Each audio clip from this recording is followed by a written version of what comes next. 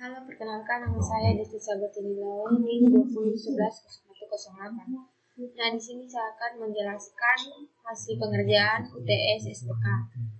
Yaitu di sini soal yang pertama dibahas adalah Pak Budi adalah seorang pengusaha yang sudah memiliki beberapa cabang minimarket.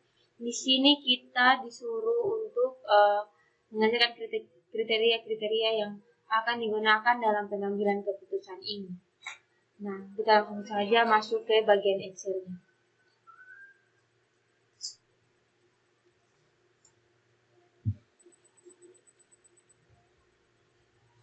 Nah, di sini ada lokasi A, B, C. Ada perhitungan K1-nya, K2-nya, K3-nya, dan K4. Ini ada bagian kriteria 1, 2, 3, dan 4.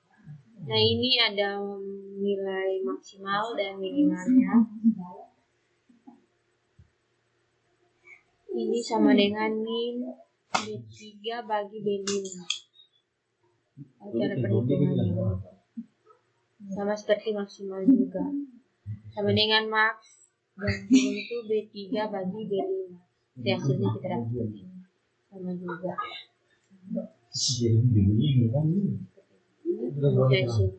Nah, setelah itu kita akan normalisasi K1, K2, K3, K4 hingga selesai. Nah, di sini juga ada kita harus sampai di nilai K4 dan hasil totalnya di sini. Plus. Ya. Rumusnya sama saja kita bisa dapat lihat di sini. Ini sama dengan satunya bagian A-nya itu B15 kali dengan B11 itu rumusnya. Nah, seperti itu ya teman-teman. Kemudian kita akan masuk ke bagian Python-nya, script-nya. Nah, kita sudah masuk ke bagian Python-nya. Kemudian kita akan coba untuk run.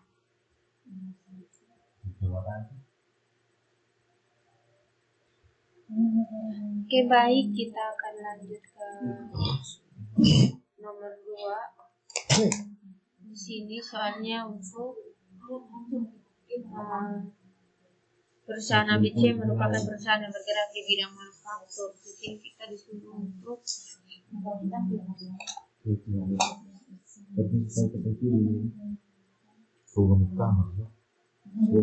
perusahaan ini memutuskan untuk mendukung keputusan DSS dengan metode WP untuk menentukan kandidat terbaik. Terdapat 4 kandidat yang akan dinilai berdasarkan 5 kriteria. Nah, di sini ada pengalaman kerja, keterampilan komunikasi, keterampilan manajerial, kemampuan analisis, pendidikan, dan di sini ada 5 bobot kriteria juga. Beserta kandidat dari 1 sampai kandidat 5. Di sini kita disuruh untuk menyelesaikan dengan WP dan juga Excel dan Python. Nah, kita langsung ke Excel-nya. Di sini ini ada kandidat A, B, C sampai D. Ada kriterianya juga. Di sini sampai 5. Terus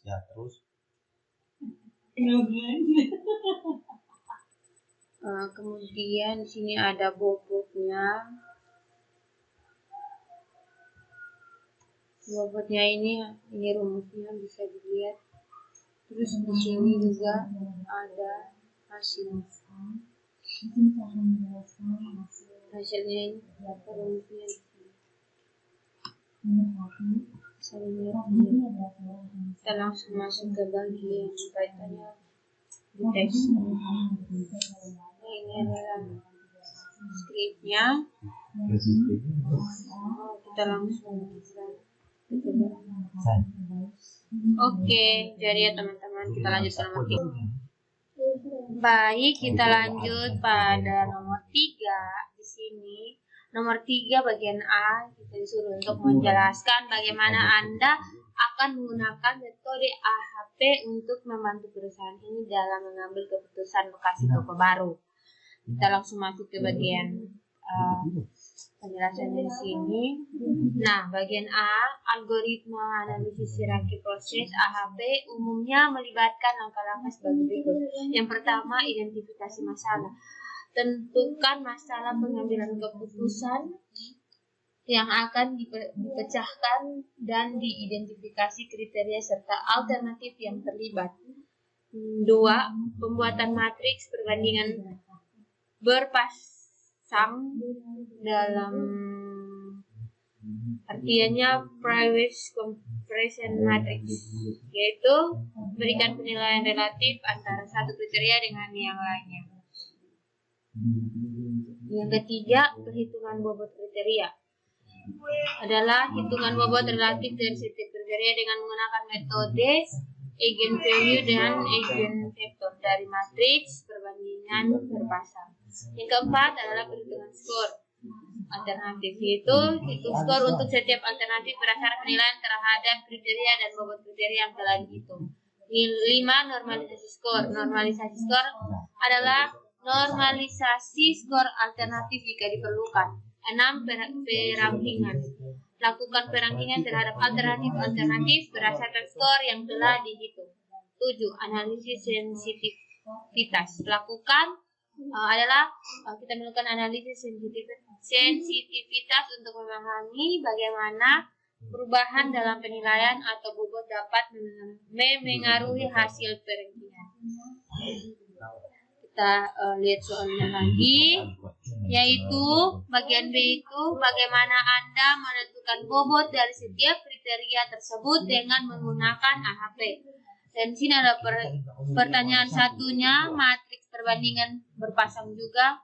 Kita diminta untuk perbandingan berpasang hipotetik untuk kriteria dari pertanyaan 2 sebagai berikut. Ini nanti ada perhitungan.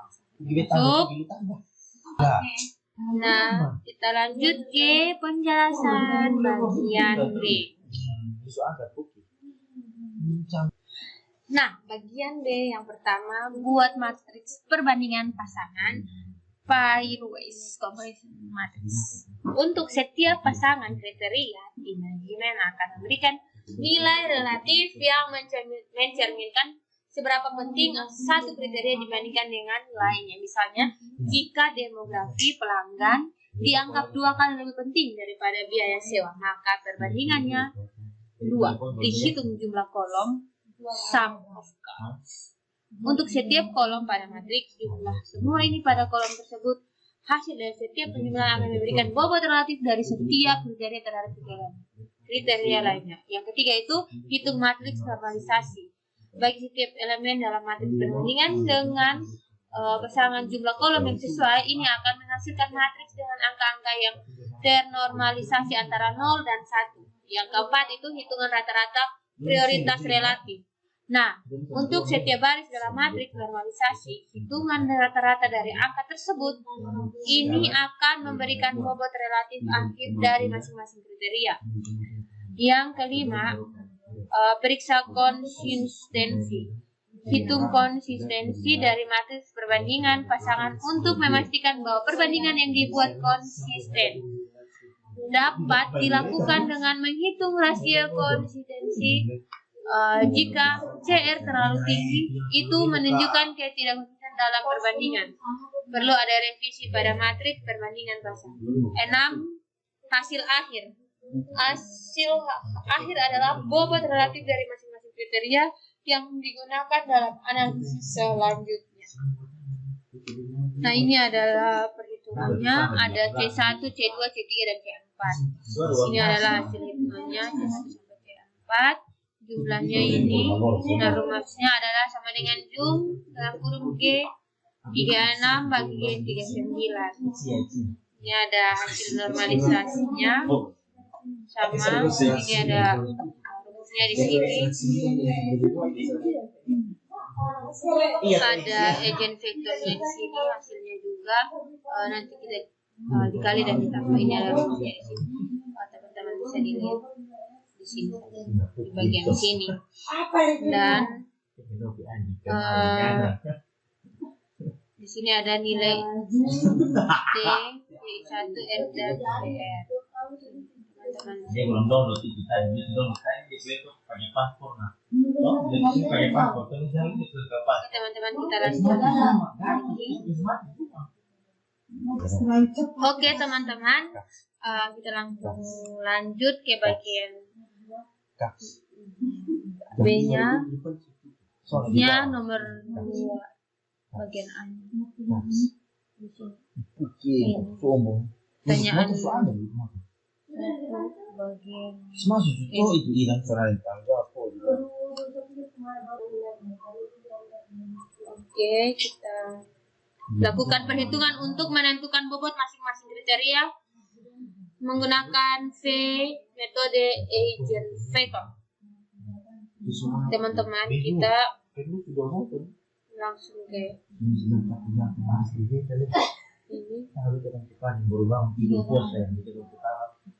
Terani teman-teman. Nah, di sini kita melakukan pengecekan konsistensi matriks di atas dan berikan penjelasan apakah matriks tersebut konsisten. Nah, tadi kita sudah kita masuk ke bagian dia inkonsisten karena di sini sudah jawabannya. Hasilnya itu sama dengan L48 bagi dengan L49 ini. Hasilnya 0,03. Dulu sampai kita lanjut ke bagian pertanyaan 2 yaitu keputusan dan analisis sensitivitas. Nah, dari sini kita run lagi untuk pertanyaan yang tadi jawaban pertanyaan. Seperti ini.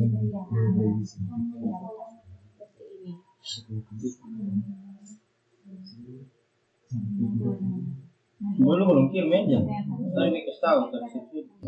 Nah, kita lanjut untuk menjawab bagian B itu yaitu apa yang dimaksud dengan analisis sensitivitas dalam konteks AHP dan mengapa itu penting. Penjelasannya dan jawabannya ada di sini. Volume lalu lintas pengunjung mempengaruhi aksesibilitas lokasi. Atau jawaban lainnya itu C2 mempengaruhi C1 seperti itu.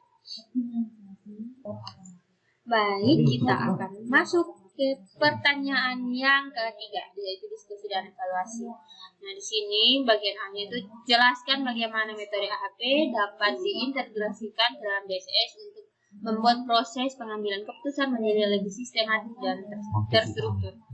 Nah, kita akan masuk bagian penjelasan di sini di password yaitu metode analisis hierarki proses AHP dapat diintegrasikan ke dalam sistem pendukung keputusan DSS untuk membuat proses pengambilan keputusan menjadi lebih sistematis dan terstruktur.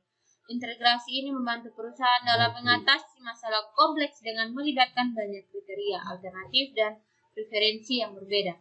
Berikut adalah beberapa cara AHP dapat diterapkan oleh DSS.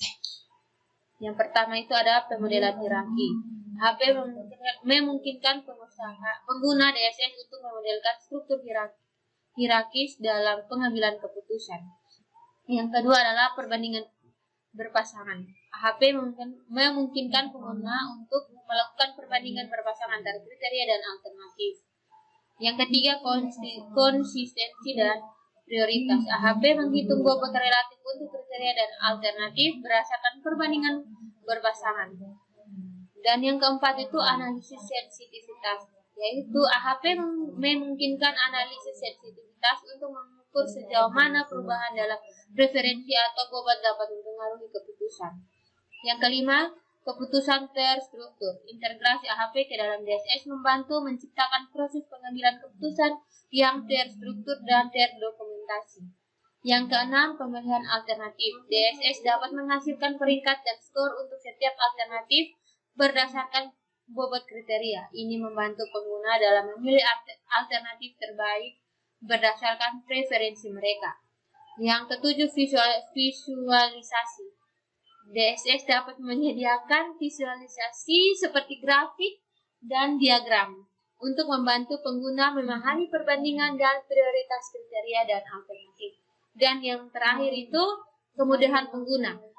adalah integrasi AHP ke dalam DSS juga dapat menghasilkan antar muka pengguna yang lebih intuitif dan mudah digunakan, sehingga pengguna dapat dengan mudah mengakses alat dan fungsi AHP.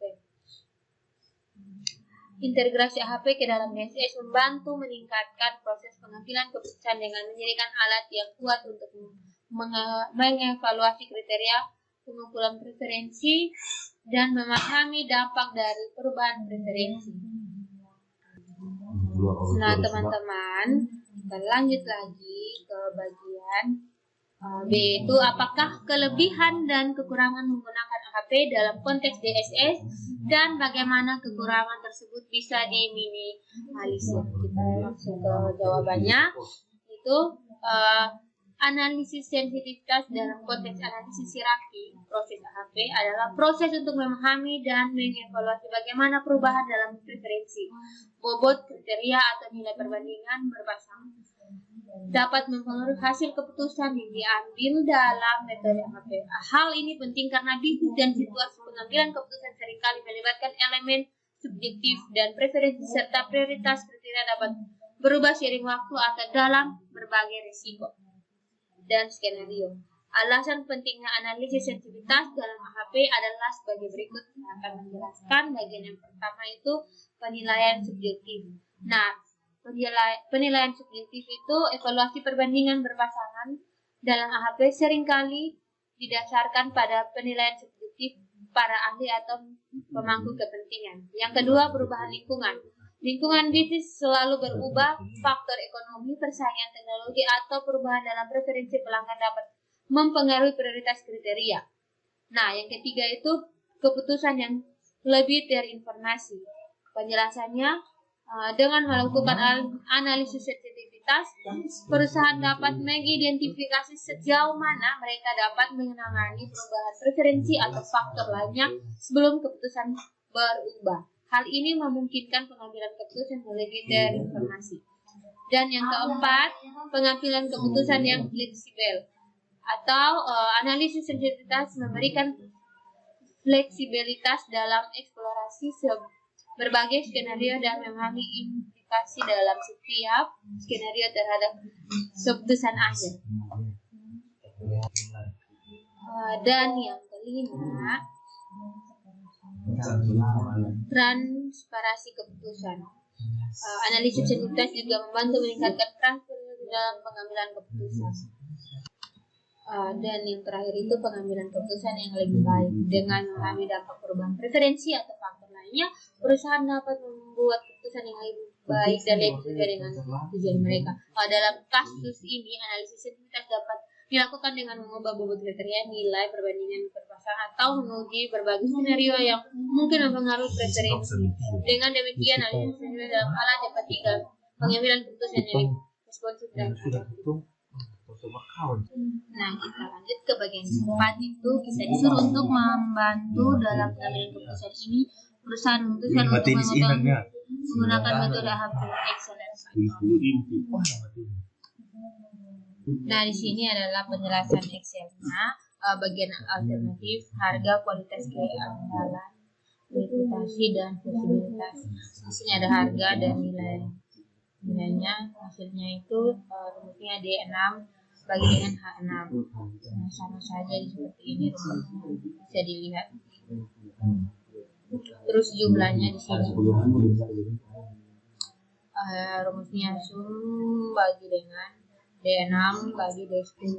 Nah, di sini juga ada normalisasi, bobot normalisasi, egen value, egen vektor, dan nilai T, C1 dan N1.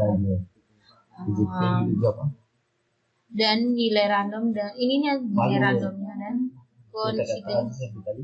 Dan ada penjelasan satu itu sama pentingnya dibanding yang lain, 3 sedikit lebih penting, 5 cukup penting, sangat penting, dan yang ke-9 itu ekstrem penting. Kita langsung masuk ke Python-nya. Nah, ini adalah script yang saya buat. Dan kita coba runnya, teman-teman. Nah, ini bagian hasil runnya nomor 4, dia telah selesai. Terima kasih. Mohon maaf jika ada ribut karena di sini